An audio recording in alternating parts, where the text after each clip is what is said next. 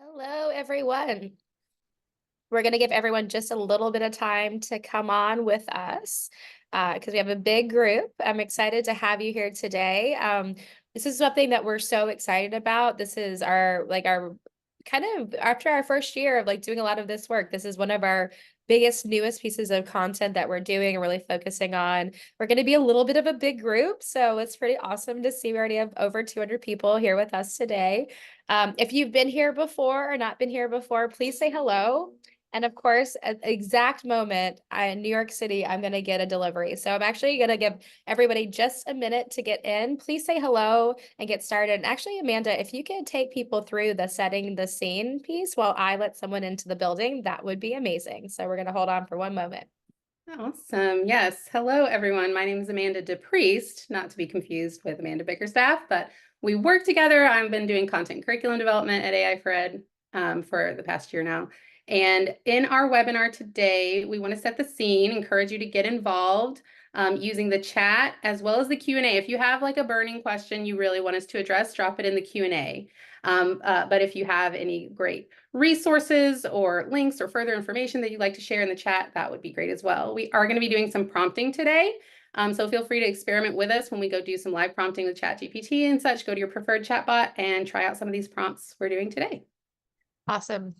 And now that we have almost 300 people here ready to hang out with us today, let's set the scene. And so we just talked about how this is your community of practice. Amanda is my community of practice. This has been such a great experience. We're both former teachers. We are both coming from a very, very practical, non-technical background, right? We're coming to this from being educators and education leaders. And so when we've been doing this work, it's been really interesting. And we have focused a lot on every part of education, but more real,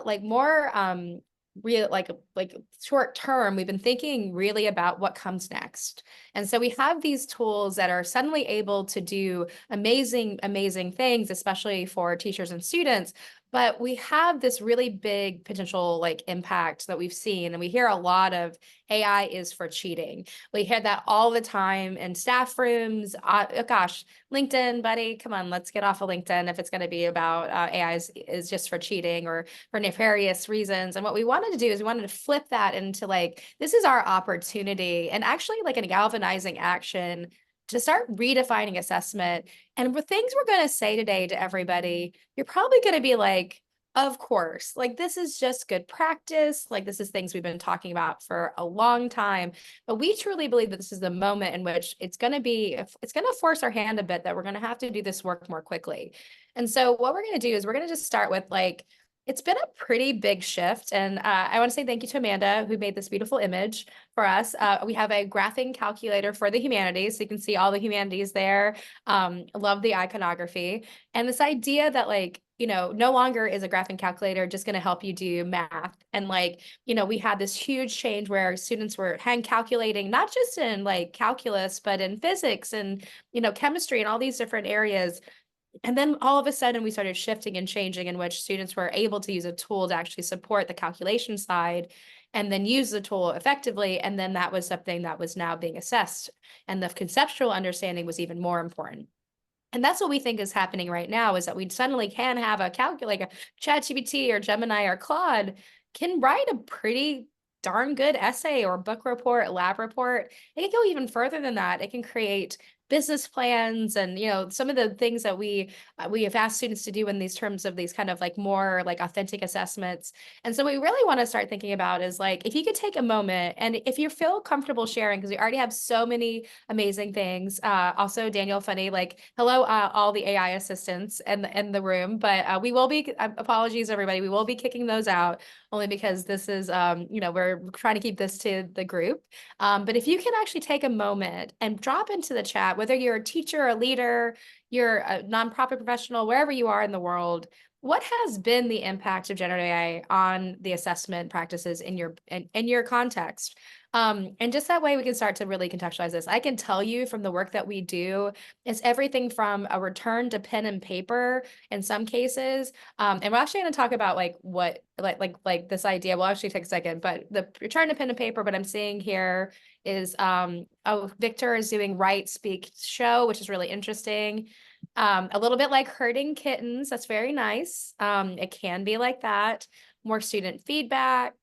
Kevin's talking about, like we see like all these really great things. So the pen and paper there, Elisa, using it more for brainstorming, actually making over documents. That's a really, really like strong approach as well. Focusing on skills, not just content.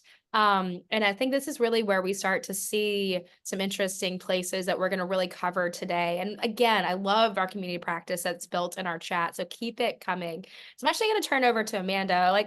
Amanda was a, first of all, teacher, librarian. We love our media specialists, and then also an instructional coach around technology. You've had to do this before. So everyone here has had some correlates as well. Do you want to talk a little bit through that? Yeah, so it's helpful to think about, where we've been before when we've had these kind of seismic shifts in education.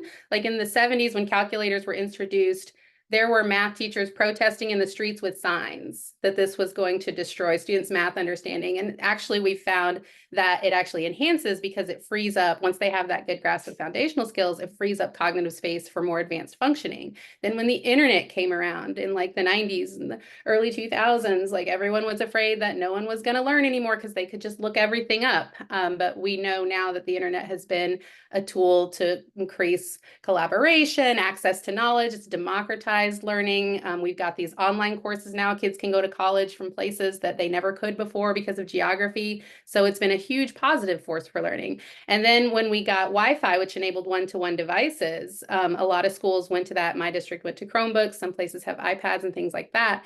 That has allowed a huge shift to like 24/7 access, being able to submit work digitally. We wouldn't have been able to navigate COVID without something like that, for better or worse, how we did with COVID. But so we've got kind of a precedent for how to navigate these massive shifts. And so it's helpful to kind of draw on that and know that we've been through this before. It hasn't destroyed education. We've adapted and we've found ways to make it work.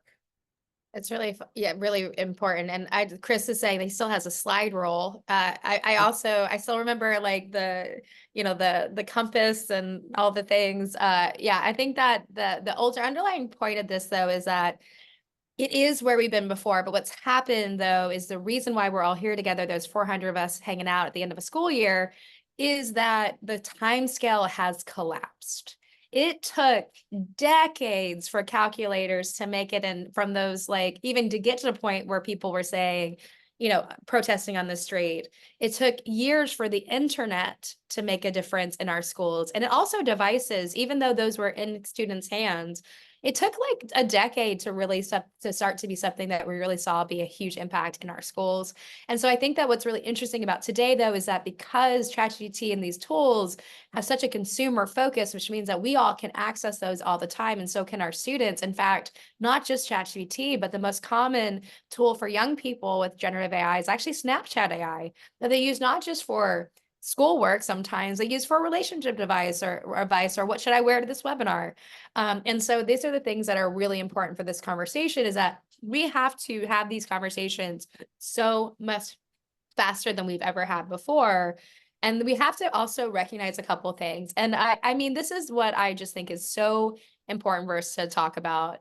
AI and cheating, let's call it as. We've had cheating in schools since Socrates' time. It's probably like a stylus and a piece of marble. Like, it's something that's happened forever, and it happens for all kinds of reasons. Like, kids cheat. I mean, Amanda, why do kids cheat? Like, what are some reasons kids cheat? Is it because they're all lazy? Well, I mean, maybe some of them, but I think a lot of them, if you're a perfectionist and you are afraid of failure, if you have high levels of anxiety, if you want to keep up with your peers, maybe you just didn't have the time to study or prepare the way you wanted to. I mean, I think it's not entirely fair to ascribe nefarious motives to kids. I think we consider the whole child and the whole context. It's a very broad issue. It is. And I think that, again, like, what about students that feel marginalized, where they don't feel like they have a space in the school system itself? Like, why does this matter? Like, what if I have no, my teachers or the society doesn't care how I do? There are all kinds of reasons cheating. And sometimes like kids are like, that cheat are like gonna like create stuff. They're the most amazing like effort put into cheating, sometimes more than doing the work. That's always my favorite. we're going to like spend like a really long time figuring out how to cheat. And then if you've just done the assignment, you've been done in half that time. Use your But powers for good. use your powers for good, everybody. But I think that what's really interesting is that we see that in high schools, there's incidences of cheating behavior in about 60 to 70% of high school students. And this was done by Stanford. Victor Lee and his team, who are great, have done this report. And what's really interesting, so I was on a panel with Victor last year or this year in Stanford. He was talking about how, if you looked at other areas of the world in terms of like scams and, phishing, it actually went up like 1,200% after the first year of ChatGPT being released. So there's this idea that so would cheating. Cheating is going to go through the roof. So they went back to the same schools to do this research they've been doing for a decade, adding questions in and around generative AI. And what they found is there was no increase in cheating. Instead, kids were cheating differently. And we see that through search volume for things like, essay mills or homework help. But what we see is that students are now using ChatGPT to do this, but they're also using it in many other ways. So we want to just establish that, like, yes, it is happening, but like that is not just that's not a tool issue. It is a school issue that goes much, much broader and much larger to the point of Amanda, that idea, that whole child. And so we just really hate that rhetoric. Like if that's what's happening, like we have to get past it. I know this group is a group that's going to help us do that in your own schools and systems. But we just want to kind of put a point on this and just talk about what's not the answer. And so like, let's just call it like it is. Like AI detectors are not reliable. In fact, you can take the same piece of writing, add a couple spelling mistakes, put it through different AI detectors, and it's going to be AI in one and AI not in the other. They're super, super, super unreliable. And they also can be biased against non-native English speakers, but also against students that are trying really hard. So this idea of purple prose, that a kid is going to make the perfect essay before college. So there was actually trying to use this at Stanford, AI detectors around student essays. And it was super ineffective because the kids were trying so hard. They all look like AI because they had the same level of like complexity and like the same level of like try hardness that sometimes ChatGPT can have. And they had to show that it wasn't going to work. So we definitely do not suggest AI detectors as an area that you should be thinking about as part of your toolkit. Amanda, do you want to talk about why, so if AI detectors aren't working, why pen and paper is also not the answer? I've seen so many comments. If I've seen this comment in it online once, I've seen it 100 times. Well, I'm just going back to pen and paper. I'm going to blue books. We're just doing everything in class, handwritten.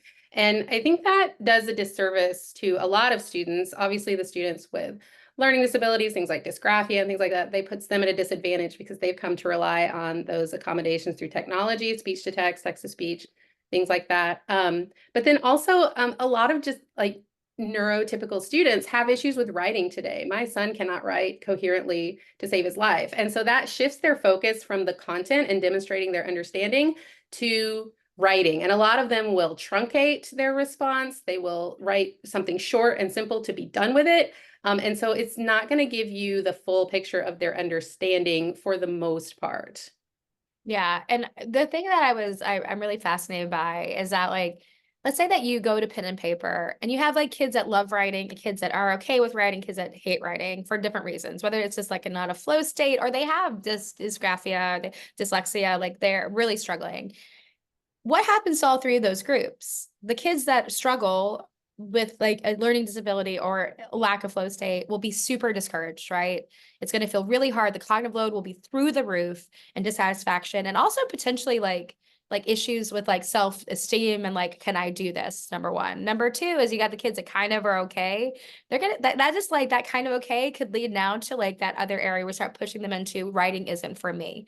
But the third group, the kids that love writing, putting them in a pressure pot and saying you have to do it in this way will also have negative effects. And so the idea of pen and paper being appropriate in certain areas, and we're going to suggest that there are areas where you're establishing students' voice or conceptual understanding, that it does make sense to have it be non-technically supported. Or at the end where they're thinking about novel applications, or we're going to do some summative assessment, we believe that that is really a positive, strong way to do this. But what we're saying is that to go fully to pen and paper, not only is it untenable for the students, but it's untenable for you too. There's no way that you're going to be able to grade that many things. Like, let's be real, everybody. Even with AI graders that are still pretty unreliable, you're going to have some problems doing that. So that's not the answer. And so what we do want to talk about though, and this is my favorite thing that we found, like in terms of a construct to start thinking about this through. And I mean, I'm gonna let you talk about this, but I really think this is really interesting about this idea of like desirable versus undesirable difficulties. So like we talk about redefining mastery or cheating, like we really think what it is you have to lean into the hard work of learning, not just the hard work. And that those things are different, that there's hard work that for students that do not help them learn. And then there's a hard work of learning that actually do change the students' learning, their approaches, their metacognition, like, and that has to be separated in a meaningful way we think actually for the first time ever, you kind of have to do it. So Amanda, you want to talk about this? Really do. Yeah, we came across the research of Robert Bjork out of UCLA's Department of Psychology, and way back in the olden days of the 90s, which I think it's still relevant today, he defined this term desirable difficulties, meaning obstacles or challenges that are beneficial for the learner to really grapple with because it stretches them, it causes them to grow, and enhances long-term retention and understanding. And his work goes very in depth of like how to build in specific desirable difficulties, things like spacing and interleaving. But what struck me, looking at it through the lens of AI, is this is the thing that a lot of teachers get hung up on, because AI offers an opportunity for students to offload those desirable difficulties. Something is hard, I go put it through ChatGPT. Even if I could have grappled with it and figured it out myself, it's just faster and easier to go to AI. And we understand as teachers just instinctively that that is going to affect their comprehension. And so where the flip side of that, Amanda, I think, unless you have something to add, I think we need to look at the other side of this coin, which is that yes, AI can help them offload desirable difficulties, but it also offers an opportunity to work around undesirable difficulties. Not all difficulties are created equal, right? If there are obstacles to learning that are not connected to the child's control, things like learning disabilities, language barriers, executive functioning issues, maybe just plain old immaturity, things that are disconnected from the learning objective that are getting in their way, like they're having to do written expression, or there are time constraints that are making the child unable to perform. AI can really swoop in and be the hero and help address those. And so we want to encourage people to be open to identifying those instances of undesirable difficulties and be willing to maybe allow some AI usage to counteract those. Absolutely. And what I love about this is I like the idea of what the whole goal of this webinar is about redefining assessment. And we will be doing some live hands-on, like looking at how to actually adapt assessment. But the reason why we're starting here is that it's our opportunity to think about the ways in which we can use AI to augment and support the students. And so I've actually been talking a lot about this idea that artificial intelligence has been assistive technology for decades, supporting students with IEPs and 504 plans, our nonverbal, our low-sighted, our students that are struggling in those manners, that this is the opportunity for generative AI to be supportive, be assistive technology for everyone. Because there are these like places in which these undesirable difficulties can be like we can actually have these support us in the ways that are meaningful. Whether that is like, we have something around language barriers or learning disabilities, but there are also some really interesting things around just like time limitations. This one's something that I've been thinking about a lot. So it's really funny. ChatGPT is really bad at like it doesn't do timing well. If you ever done lesson plan, it'll be like this could be done in 20 minutes, and you're like that's going to be 3 days. But teachers also we sometimes really struggle with knowing how long with this group of students this activity, this unit's going to be. What we often do is we end up running out of time, but then we still expect our students to do that same final project in less time. And so what we've done is we've added an enormous time constraint and expecting the same outcomes. And this is an opportunity where we can actually use generative AI to help us understand that and maybe pare down the assessment if you want it to be AI resistant, meaning no AI use, or students are able to use the AI to help them in specific, intentional, and disclosed ways to actually have them be able to do that high quality assessment in the time that's afforded to them. And so those are really good examples of like how you could either look at it as like using generative AI to like improve like the opportunity for students through like your actual lesson planning, assessment planning, or giving them the opportunity to actually have extra support. Because what we've done is we've collapsed the time frame. What often ends up happening is we kind of end up like really just like checking for that knowledge, but also like how well do they do time management and planning organization, which are important. But often at a summit assessment, that's really not the goal of that assessment. And so these are the opportunities where we can do this. Another place I just want to kind of underline is that writer's block. Oh man, who procrastinates? And I can't see you, but I'm gonna say me. If you procrastinate, like we procrastinate, like not only that, a lot of times it's actually not procrastination. It's just like a writer's block or this like inability to get to the place of like this place and space of cognitive load. And so I was in Iowa this past week, shout out Iowa, teachers and leaders. And someone was talking about how their student actually used ChatGPT to help them write the first paragraph. And then what they would do is they would take the first paragraph and then that would help them work through the whole document. And they would actually not even use the first paragraph, but they would take it as like this inspiration of, oh, that's how I could get started. And then they're using that to jump off from, almost similar to an exemplar. I don't know, Amanda, do you have any other like thoughts around this piece? Yeah, I'd like to add, like, I suffer from writer's block a lot and procrastination, mostly because I'm a perfectionist and I want it to be perfect right from the gate. And so I get kind of paralyzed at the start with like, what's the perfect way to do this? And I'm sure there are many students that are the same way, but oftentimes I'll go to chat and just like get me started over the hump. And then I can take it from there. Like you mentioned, a lot of times I don't even use what chat like presents, but I'm like, okay, yeah, that gives me some ideas. So I think it's worth considering allowing students who are developmentally ready to use ChatGPT in that capacity to give it a shot. So here's what we want to start thinking about when we start shifting into this idea of like actually like what we should be building in terms of this idea of how to support assessment. Like, and I think this is the thing that we really want people to recognize or to at least start thinking through is the idea like actually starting to identify which concepts or skills that students need to be grappling with in order to meet this learning goal. This is standards-based teaching, everybody. Come, like, we're not telling you anything you do not know. But this idea, though, is that we have to kind of be more intentional with what we do. Sometimes it kind of gets muddled, or we have something we've been doing for 10 years and we've lost the thread in terms of what really needs to be done. And it starts to be a little bit more muddled for us, but also for our students. We need to make sure that our students really understand the why. And I think we're going to see this in ways that we've never seen before, which is like, why are you asking me to do this? If ChatGPT or other tools can help me do this, and I'm going to need that for career, why am I doing X?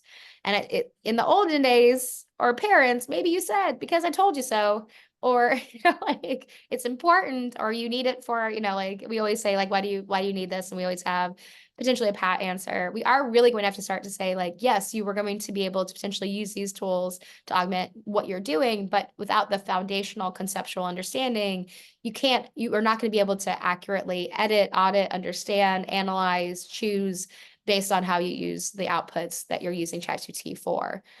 The third piece is open to actually considering Gen AI use if it is not essential to learning goal or that it removes undesirable difficulties, as Amanda just said.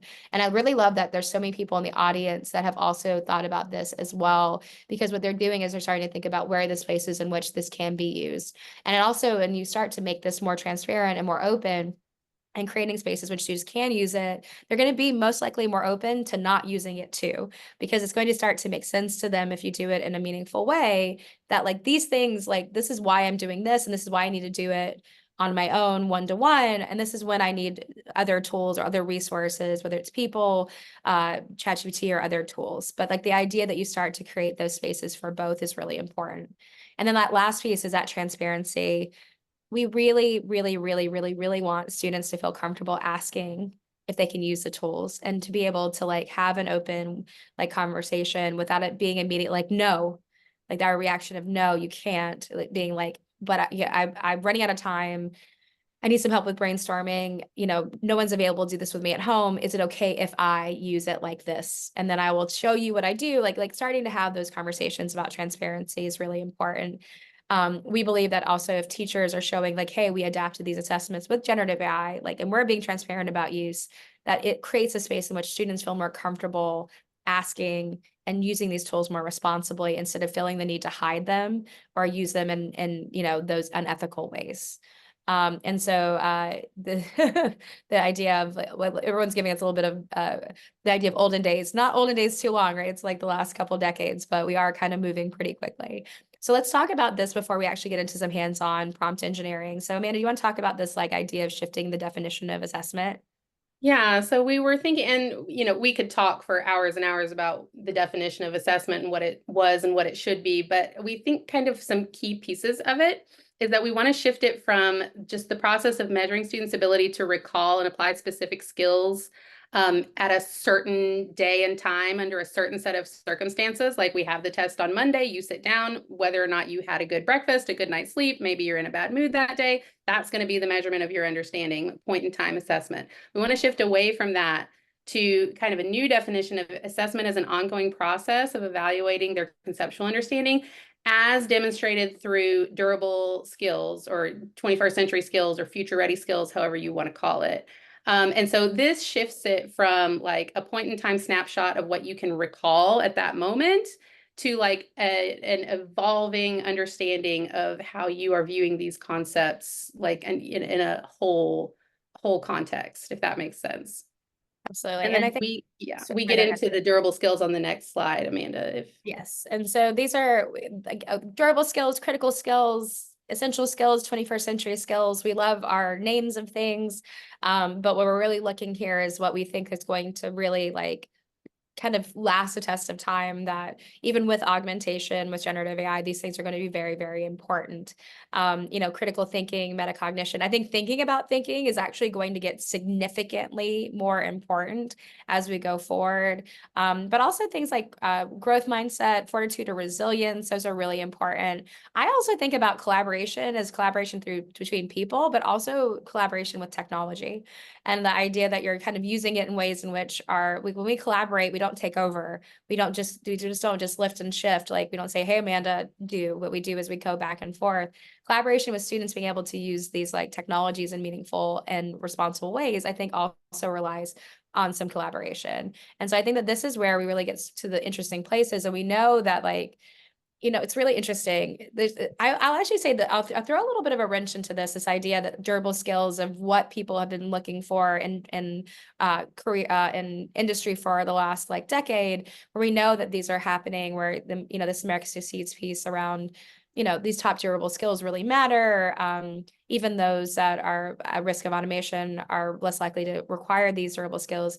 We're starting to see though that not only are durable skills important, but AI related skills are also becoming more and more important. So for example, John Deere is saying, we want kids to come out and have critical thinking and, growth mindset and ability to learn and passion for, learning, but also they need to be able to start using AI to support their own work. And we're going to use that in responsible places. And we actually see that there's been an increase on LinkedIn of both posts, LinkedIn job posts, and people's profiles talking about the need for AI skills as well as having them themselves. And so I think that this is where we're going to start to see some really interesting places in which, yes, durable skills, but also AI literacy and AI, the ability to use AI in meaningful and augmentative ways is going to be really, really important. Yeah, and I'll just quickly shout out our partner Vera Cubero that we are fortunate enough to work with. Recently shared on an episode of, I think it was the AI in Education Conversation podcast, an anecdote in which a teacher who was interviewing for a curriculum position was asked to share her screen and pull up ChatGPT and given a performance task to complete live as part of the interview process. And fortunately, she had the skills to do that and she secured the job. But imagine being a student who had not been like taught how to use AI tools responsibly and effectively, being put in on the spot like that, you would be panicking. Yeah, absolutely. And I think that that's where it gets really interesting. Like we are going to start to see these like I think it's going to take a while because industry is slow as well in this adoption because it's happened so quickly. But we are going to see more and more where these skill sets are going to get a hiring exercise going to be like this amount of time instead of this amount of time, and you're going to be expected to be able to use these tools effectively. Last thing we're going to do before we get some live prompt engineering is we're having a retirement party. You might have seen this on LinkedIn. We are like it is a joke, everybody. So hopefully you take it as a joke. But like this is our opportunity to kind of retire some of those outdated traditional assessments that we use all the time, sometimes as crutches. And so like the idea that like that these tools and assessments that focus on lower order thinking skills instead of durable skills are disconnected from the future of work are often not just like sometimes they don't really assess the thing we want them to assess, but they're also super vulnerable to AI misuse because honestly, there are a lot of 5-paragraph essays that are on the web that were used to train these tools. And so it's something that, generative AI chatbots could do. And so this is a little bit of a joke, but we're going to have a nice party. We're going to have a cake. We're going to go into a golf course and have a nice time, but we want to start to see how we can disrupt these and actually start to augment them. So here are some examples of what we can do. And we're going to really shift focus into this next 15 minutes is really going to be hands-on prompt engineering. And so what we're going to do is if you want to open up ChatGPT or Gemini or Claude, your favorite chatbot, what we want to do is we want to like have you kind of work along, and we'll drop in the prompts that we're using. But what we want to do is actually look at starting to think about process over product, the ideas of actually splitting things up into multiple rounds of feedback, requiring self-assessment and reflection. I'm telling you right now, generative AI is not good at opinions. And in fact, it's really funny. I have an anecdote of a teacher that asked students to write essentially how did this go? And someone used ChatGPT and it ended up being like this 3-paragraph amazing thing. And he's like, I just wanted you to write a sentence. Just tell me good, bad, and different. I felt comfortable. And it was so funny because I think that opinions actually are very, very hard for generative AI to do well at this stage. Doesn't feel authentic, isn't authentic. So that's an opportunity as well. And then that idea of novel application, let's do it in ways that have, are really, really fun and interesting, whether that's a debate. Very hard to use generative AI in a debate. The idea of modeling things. They could even do teaching where they teach it back. But there are lots of really good opportunities to do this. So what we're going to do now is Amanda is actually going to share her screen, and we're going to go through kind of like a think aloud, which we love to do here, of where we're going to take you through kind of taking everything we've talked about in terms of desirable and undesirable difficulties, this idea of durable skills, and we're going to actually look at an existing, it's an essay, right? About the Great Gatsby. I'll tell you, everybody, that was what I chose to do in my AP English exam. And I could not remember anybody's names. So I passed, but not well. So I definitely remember that not going so well for me. But what we're going to do is Amanda's going to kind of show you through. Can you make it slightly bigger, Amanda? So if you can just make the screen image slightly bigger. Yeah, whoops. Hang on. I lost all my keyboard shortcuts when I Switch. got this remote keyboard. Things are different now. Okay, so can everyone see my ChatGPT 4.0 we're using today? We're good. All right. And so we want to kind of take you through a whole process of how you might start from, well, I have this assignment that they always do on The Great Gatsby. So I'm going to copy a slide or a prompt, there it is, that I had ready and put it in there. And I'll read off the start. It says, act as an experienced high school teacher skilled at modifying instruction to accommodate student needs. Your task is to review the assignment instructions in triple quotes below and identify any issues with the assignment that are unrelated to literary analysis and might prevent students from demonstrating their learning. You could also attach this as a file if you have that functionality in the version of the chatbot that you're doing. I offset it with triple quotes here so I could get a quick copy paste. And then I give it some examples of things that might prevent student learning, including a language barrier, learning disability, or executive function issues, things like that. And then all this below it is the assignment instructions that I would normally give to students. And it's basically just write a paper analyzing the major themes of The Great Gatsby. These are their instructions: select a theme, write a thesis statement, give text evidence. It's a whole paper that they have to write. They have to cite using MLA. It needs to be 4 to 6 pages. It's a traditional assignment. 100%. And so ChatGPT is Amanda, able. can we just put that into the chat for everybody? Can you just Oh yeah. Hopefully it'll be big enough. If not, we'll create a document. Well, I'll share the document. This is gonna be a long one. Oh, I think it might be too long. It's not letting me paste into what I'll do is I'll put this into yes. And so yeah, Chemily, I'll just make it right now, everybody. I'll just share the document. So just give us I was about to say we can share the link to the document. It's set up so that anyone can look at it. So just keep going. We're good. That there. Okay, so It identifies right away some of those areas of undesirable difficulties. So there could be a language barrier. We have students who are English language learners. They might struggle with that, so you might want to accommodate for that. Learning disabilities, executive function issues, these are what I suggested to it. But then it gets into some other things, access to technology, because the essay is required to be submitted through Canvas. It assumes that all students have reliable access to technology and the internet, which we know is not the case. I know I live in Arkansas. We're a rural area, and access to internet is a real issue for us. So this could be a problem. Time management. We know that the prefrontal cortex, the part of the brain that manages decision making and planning and things like that, does not fully develop until you're around 25.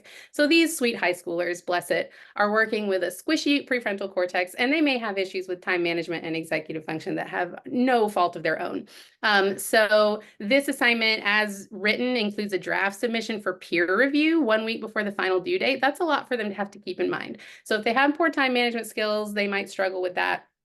Peer review is going to be hard too. In a previous version of this, it identified that because some peers might be better at giving feedback than others. Some people might feel insecure about it. I think that's addressed in the emotional and psychological factors here. So it's identified several things that I didn't think of when I designed this essay prompt. And actually, I'll be forthcoming. I did not design that assignment instruction. ChatGPT wrote that. But so now what I can do is I can say, redesign the assignment instructions to accommodate the issues that you identified. Just really And quickly. now I'm going to get a whole new deal, which Amanda, I think you were actually going to explore in more depth, so I won't break this one down. Yeah, but But just you I can just want see to how talk you about could a couple build. of things that are coming in the chat. So just as you know, like our prompt library is designed to be something called a one-shot prompt, which is why the prompt is quite long.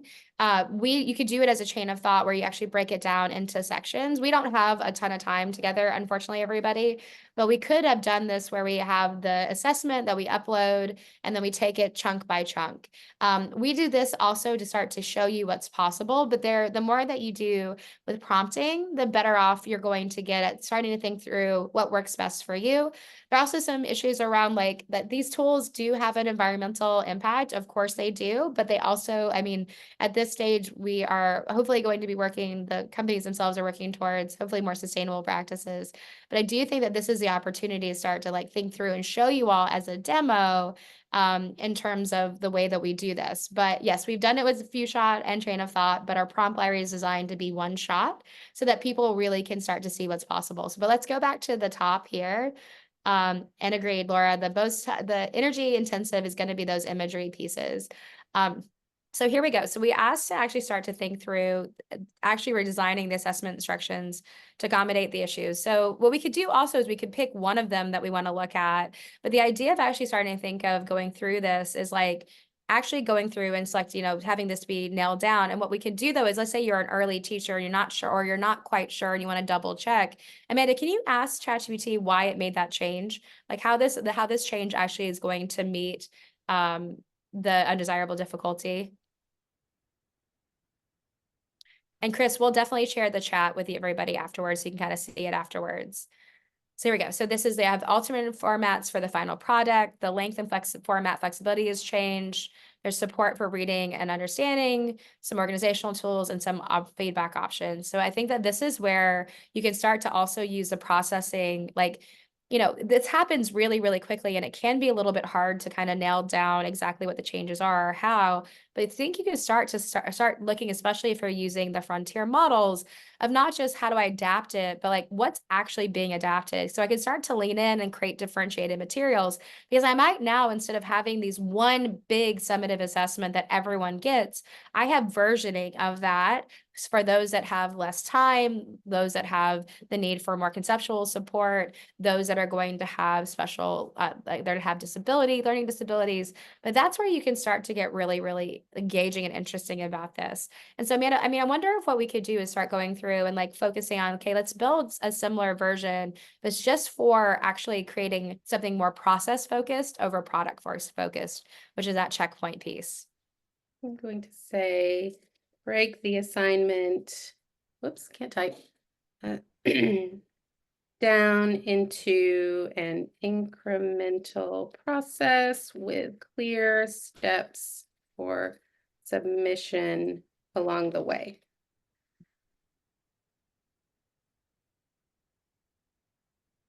It's breaking it up by week. So they have to choose their theme by the first week. They have to develop their thesis statement and gather text evidence in the second week. They're drafting in the third week. Maybe I don't want to spend this much time on it, but like I could rewrite this as, okay, it's not going to be weeks. It's going to be, you know, days or units of 2 or 3 days or something like that. I don't have to take it exactly as given. But if I do want to spend, I think it's 5 weeks on it. Yep. I could. That's pretty long. Why don't we wait? This would be where I think specificity, like, as you know, like this is definitely going to be specificity of language are going to start to really like be important. And I think it's really interesting though, because we're getting some feedback from the audience about this idea of UDL. And absolutely, there are great, I mean, UDL is a evidence-based, amazing way to approach both assessment and backwards planning and learning design. And you can do this with, it doesn't have to be a crutch. It could be something that actually like you can use to support your own UDL pieces or planning. But we know that a lot of teachers are not doing that right now, and also can use this to actually start to create spaces in which is UDL they've never had support to train to do it or really good exemplars. They can start to use this to actually learn and start to do better by their students in meaningful ways. Like I think we're going to start to see some really fascinating, and UDL is like universal design of learning. We're going to start to see some fascinating ways in which we're going to start to see learning design really shift and change. You know, I think it's where we are going, like our ultimate goal of this presentation is not that we have this nailed, everyone. I also want to say that like we are thinking about this the same time that this is being built. And so we are coming to our own kind of decision making and trying out and testing and seeing what really resonates in what the capabilities of the tools are right now. But we're also really excited about the opportunity to start to look at something like this and actually even just say, hey, what about my assessments that don't work for students? How can I start improving those right now? So what we're going to do is, I think at this stage, Amanda, when this is done, you guys can kind of follow these along. And if you do, I love how Sophia, like, try it out. You want to try it on Claude, you want to try it on Copilot, or you want to try it on Gemini. It's always fun to do a little bit of like a test, like actually have the different tools come next to each other. I would say I would always use something like this, and if it suggested exemplars, I would be using Claude to write the exemplar, because I actually think that Claude's a good writer. But there are these opportunities for us to start to think through, like, how are we, the ultimate goal here is like, how can we use generative AI itself to actually improve our assessment practices? And that's going to be different, I think, for everyone right now as you're starting to build your own capacity, and also the ways in which you know what you have and your student audience, and starting to pull that all together. So Amanda, do you mind putting just going and sharing the piece in the yeah, it's just at the top, right, the very, very top corner. I would like this was really interesting, everybody. There's also the opportunity now, I don't know if everybody's seen this, but you could share this. So it's available on the web, which was a really interesting thing that happened when Google Bard first came out, that people's conversations ended up being indexed and searched. So I would just be a little bit, see, there we go, make this chat discoverable. I would be a little bit careful also, especially if you're doing something very specific to, you know, like your practice. So probably don't want to share that publicly.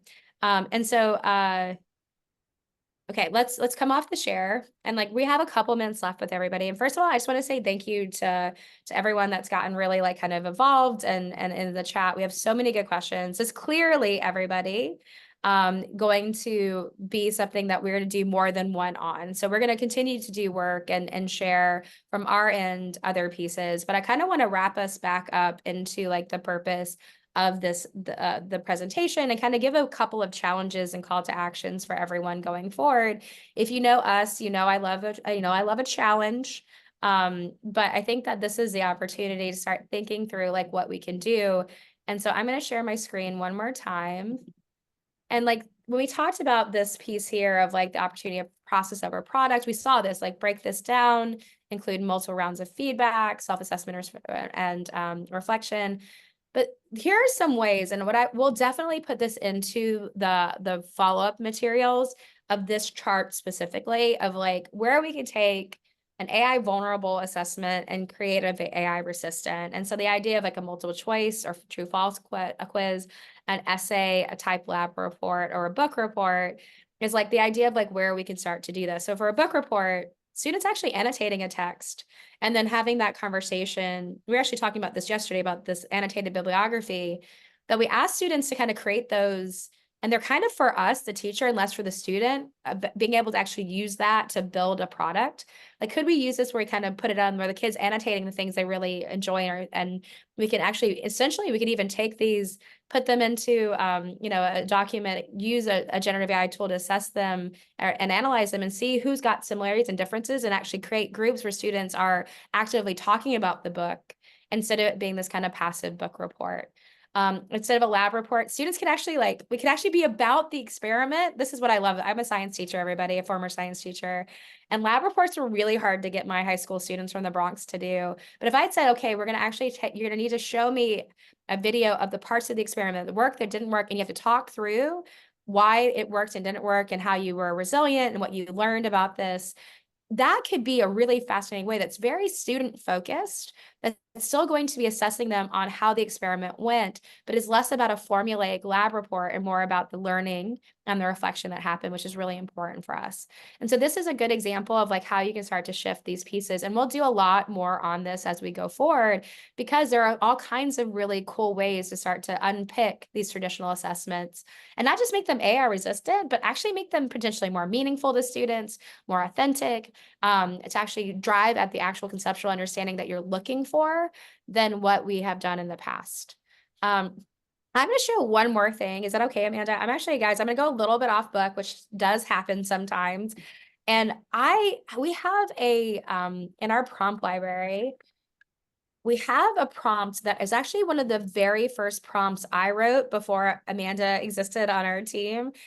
And it's a Bloom's taxonomy prompt. And I kind of have come back to this because Bloom's taxonomy is such a rich tool for us. You talk like in the sense of like actually thinking about the stages of learning and application.